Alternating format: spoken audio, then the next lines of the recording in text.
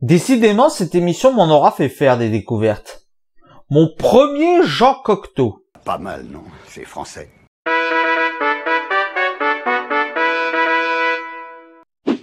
Le Testament d'Orphée, film de Jean Cocteau, sorti en 1960. Le film nous raconte les péripéties de Jean Cocteau qui, après des déboires de voyage temporel, se retrouve confronté à des divinités qui le jugent. C'est très compliqué de résumer le Testament d'Orphée parce que c'était pas seulement un film, c'est une introspection sur la vie de Jean Cocteau, sur son art, sur sa vision des choses. Judith et Holoferne. Et qui en est l'auteur? Jean Cocteau. Et qui est Jean Cocteau? Un violoniste? Exact. Et ce violoniste joue sur un violon? Et le moins que l'on puisse dire, c'est que de l'art, il y en a. Parce que Jean Cocteau, c'était un peu un artiste touche-à-tout. Il était peintre, poète, réalisateur. Et ben, cet art-là nous est représenté, notamment en ce qui concerne le côté poète.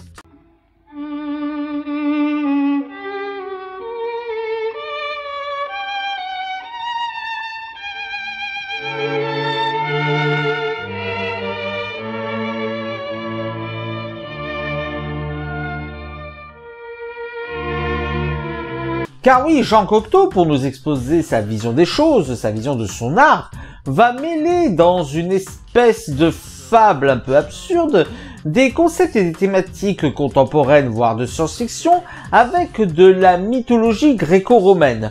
Le mélange s'harmonise plutôt bien car le film va beaucoup accentuer sur son côté fabuleux. Si vous voulez être assez aimable pour attendre quelques minutes, Monsieur le ministre va vous recevoir. J'attendais.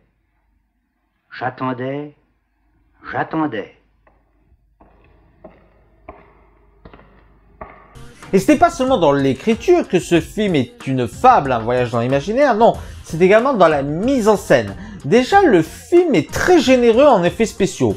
Bon, on est dans les années 1960, donc ne vous attendez pas à des trucs comme aujourd'hui. Mais quand même, pour un film qui a 60 ans, je trouve qu'il a plutôt bien vieilli. Vous y êtes? Feu!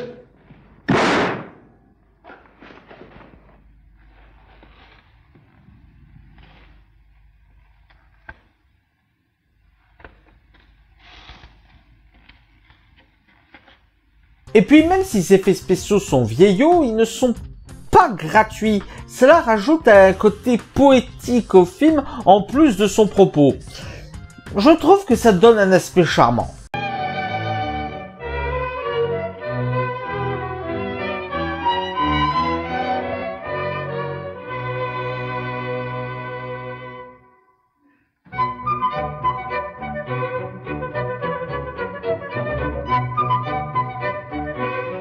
Les décors participent aussi à la poésie du film, toujours dans cette logique de mélanger du contemporain avec du mythologique, ce qui nous donne des transitions de décors parfois brutaux, mais qui ne semblent pas trop jurés lorsqu'on est plongé dans le métrage.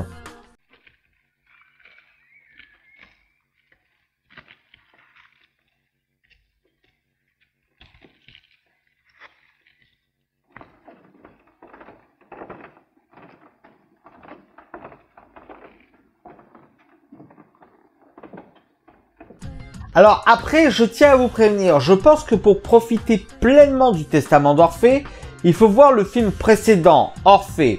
Au pire, ça vous fera 2 très bons films à regarder d'affilée. Ces gestes. C'est toi qui m'as nommé. J'ai peine à te reconnaître. Tu étais blond.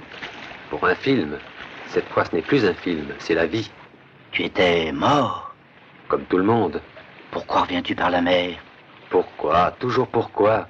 Pour terminer, je dirais que le film introduit une nouvelle manière de briser le 4e mur. Pas de manière brutale, mais de manière assez subtile, assez poétique. C'est un peu difficile à expliquer. Dites-vous que dans l'extrait que je vais vous montrer, l'acteur qui interprète le personnage, et je dis bien l'acteur, pas le personnage, s'appelle Édouard Hermite et que de son vivant, il était également peintre. Ses gestes. Présent, Qui êtes-vous? le fils adoptif de cet homme. Mon nom véritable est Édouard. Je suis peintre. En bref, si vous voulez voir un film qui pose une réflexion sur l'art et qui mélange de contemporain et de la mythologie, allez voir Le Testament d'Orphée.